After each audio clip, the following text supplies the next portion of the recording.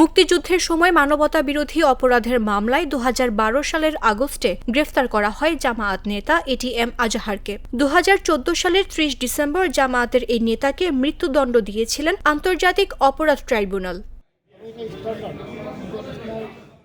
এরপর প্রায় 13 বছর কারাগারের মৃত্যুদণ্ডপ্রাপ্ত জামায়াত নেতা এটিএম আজহারুল ইসলাম 10 বছর ধরে মৃত্যুর প্রহর গোনেন নির্জন কারাগারে। হয়তো ভেবেছিলেন তার আগে বিচার হওয়া জামায়াত বিএনপির 6 নেতার মতো ফাঁসি হবে তারও। তবে প্রেক্ষাপট বদলে যায় জুলাই অভ্যুত্থানের। প্রশ্নের মুখে পড়ে 71-এর মানবতা বিরোধী অপরাধের বিচার। মঙ্গলবার আজহারের খালাসের রায়ে অতীতের সব রেকর্ড ভেঙে দেন দেশের সর্বোচ্চ আদালত। সর্বসম্মতিক্রমে দেয়া রায়ের পর্যবেক্ষণে আপিল বিভাগ বলেছেন, সাক্ষ্য প্রমাণ পর্যালোচনা ছাড়াই আজহারকে ফাঁসি দেয়া হয়েছিল। জামায়াতের এই নেতা নজিরবিহীন বিচারের নামে অবিচারের শিকার হয়েছেন বলেও উল্লেখ করেন সর্বোচ্চ আদালত। আদালতের সামনে উপস্থাপিত সাক্ষ্য প্রমাণ অ্যাসেসমেন্ট করা ছাড়াই জনাব এটিএম আজহারুল ইসলাম সাহেবকে ফাঁসি দেওয়া হয়েছিল। এবং আরেকটি ইম্পর্টেন্ট কথা বলেছেন যে পৃথিবীর ইতিহাসে এটি একটি ট্র্যাভেস্টি অফ ট্রুথ, অর্থাৎ বিচারের নামে অবিচার।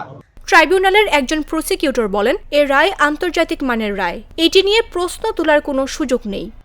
এটিএম আজহার সাহেবের পক্ষে তাদের যে মূল সাবমিশনটা ছিল সেটি হলো আন্তর্জাতিক অপরাধ ট্রাইব্যুনালের যে জাজমেন্ট 5ই আগস্টের আগে হয়েছে সেগুলোতে কাস্টমারি ইন্টারন্যাশনাল ল অর্থাৎ আন্তর্জাতিক আইনের প্রযোজ্যতা ছিল না, এবং এটি অ্যাপিলেট ডিভিশনেও এটিকে অ্যাফার্ম করেছে যে আন্তর্জাতিক অপরাধ ট্রাইব্যুনালের বিচারে আন্তর্জাতিক আইনের প্রযোজ্যতা প্রয়োজন নেই।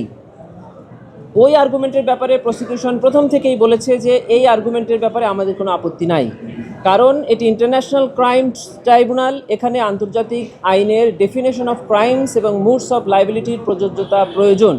তা না হলে আমরা যে সমালোচনা ট্রাইব্যুনালে আগে করেছি ট্রাইব্যুনাল রায়ের ক্ষেত্রে যে এটি ইন্টারন্যাশনাল স্ট্যান্ডার্ড না, সেটি বহাল রয়ে যায়।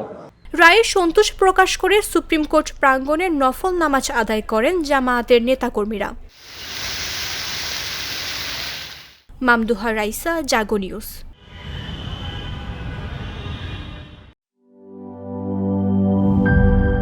এই ঈদে জামা জুতো অ্যাক্সেসরিজের ডিসকাউন্ট।